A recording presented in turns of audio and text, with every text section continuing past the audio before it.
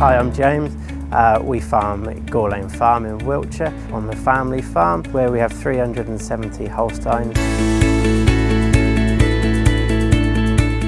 We benchmark with 3 different groups. Our local vets, the Drove, where we'll benchmark with different dairy systems. We also benchmark with our milk buyer, Sainsbury's, so we can benchmark against farms with different circumstances, different size and different locations. And then the third way we benchmark is with the White Horse Discussion Group, where we look at our cost of production and the financial side of farming.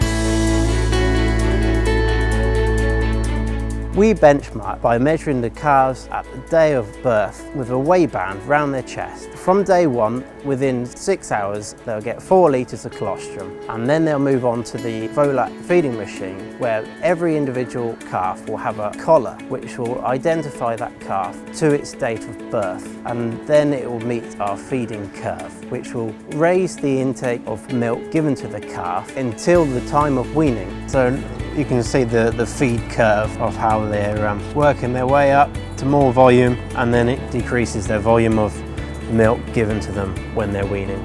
With everything working to plan, they'll have doubled their weight. This is done over an 8-week period.